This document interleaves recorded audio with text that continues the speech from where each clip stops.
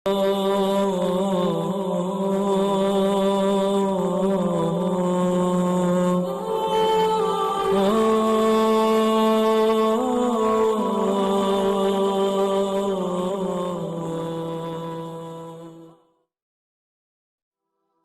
اللہ الرحمن الرحیم۔ السلام علیکم میرے معزز اور قابل احترام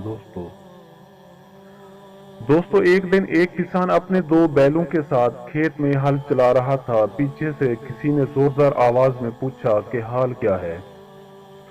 کسان نے پلٹ کر دیکھا تو ایک شیر کھڑا تھا۔ کسان بابا، آپ کے بیل کھانے آیا ہوں، جلدی سے اپنے دونوں بیل ہل سے الگ کر کے میرے حوالے کر دیجئے۔ یہ کہہ کر شیر اپنے ناخن اور دانت تیز کرنے لگا۔ کسان پہلے تو بہت ڈرا، مگر پھر ہمت کر کے بولا کہ جناب، میں ان بیلوں سے کھیت میں ہل چلانے کا کام لے رہا ہوں۔ شیر، میں آپ کے لیے یہ کر سکتا ہوں کہ گھر جا کر اپنی بیوی کی گائے آپ کے لیے لا دوں۔ گائے کے بدلے میرے بیلوں کی جان بخش دیجئے۔ شیر کسان کی بات مان گیا۔ ادھر کسان نے گھر جا کر اپنی بیوی کو سارا ماجرا سنایا۔ کسان کی بیوی کو بہت غصہ آیا۔ وہ غصے سے بولی کہ گائے نہ ہوگی تو دودھ کہاں سے ملے گا؟ وہ چلائی، تم تو بے وقوف ہو۔ اچھا خیر، تم جاؤ اور شیر سے کہو کہ گائے میرے ساتھ نہیں آئی، میری بیوی اسے لے کر آئے گی۔ بیچارہ کسان ڈرتے ڈرتے شیر کے پاس پہنچا اور اپنی بیوی کی بتائی ہوئی بات اس سے کہی۔ اس دوران کسان کی بیوی نے جلدی سے اپنے میاں کے کپڑے پہنے اور سر پر پگڑی خوب اونچی کر کے باندھی تاکہ لمبی نظر آ سکے۔ اس حلیے میں وہ گھوڑے پر سوار ہوئی اور کھیت کی طرف چل دی، جہاں شیر بے چینی سے اس کا انتظار کر رہا تھا۔ جب اسے دور کھڑا شیر دکھائی دیا تو کسان کی بیوی زور زور سے بولنے لگی، یا اللہ، مجھے ایک موٹا تازہ شیر بھیج دے۔ کل ناشتے پر جو 2 شیر کھائے تھے، اس کے بعد میں نے اب تک شیر کا گوشت نہیں دیکھا۔ جب یہ الفاظ شیر کے کان میں پڑے اور اس نے ایک گھوڑ سوار کو اپنی طرف تیزی سے بڑھتے ہوئے دیکھا تو شیر کی ساری اکڑ ہوا ہو گئی۔ وہ الٹے پاؤں جنگل کی طرف بھاگا۔ راستے میں اسے گیدڑ ملا جو ہر شکار میں شیر کے ساتھ ساتھ رہتا تھا تاکہ بچہ کچا شکار اسے مل جائے۔ گیدڑ نے شیر کو یوں بدحواسی سے بھاگتے دیکھا تو پوچھا کہ بادشاہ سلامت، آپ کہاں بھاگے جا رہے ہیں؟ شیر نے جواب دیا کہ گھوڑے پر سوار ایک دیو میرا تعاقب کر رہا ہے، اسے شیر کا گوشت کھانے کی عادت ہے۔ گیدڑ جو اب شیر کے ساتھ ساتھ دوڑ رہا تھا، یہ سن کر چپکے چپکے خوب ہنسا اور شیر سے بولا کہ جناب، وہ دیو نہیں ہے بلکہ کسان کی چلاک بیوی ہے جس نے آپ کے بھولے پن کا فائدہ اٹھایا ہے۔ آپ نے گھبراہٹ میں اس کی چوٹی نہیں دیکھی جو پگڑی میں سے نکلی ہوئی نظر آتی تھی۔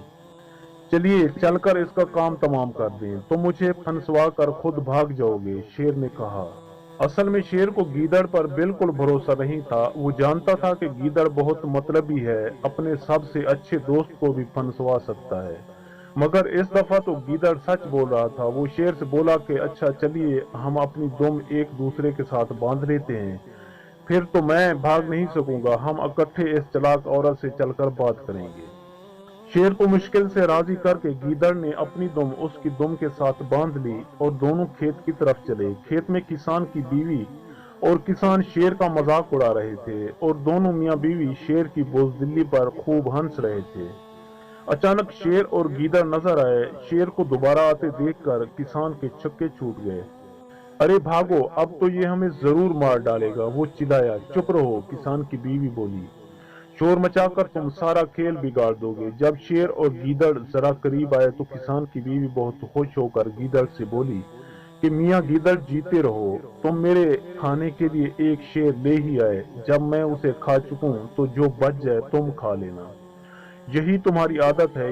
یہ الفاظ شیر کے لیے بم کا گولہ تھے۔ وہ تو بھاگا جیسے زندگی میں کبھی نہیں بھاگا تھا۔ اس کی دم سے بندھا ہوا گیدڑ اتنا تیز نہیں بھاگ سکتا تھا۔ وہ زمین پر پڑے ہوئے اوکدار پتھروں پر اور کانٹے دار جھاڑیوں میں گھسیٹتا ہوا چلا گیا۔ اس نے دم توڑ دیا۔ وہ دن اور آج کا دن شیر نے کبھی کسان کے کھیت کا رخ نہیں کیا۔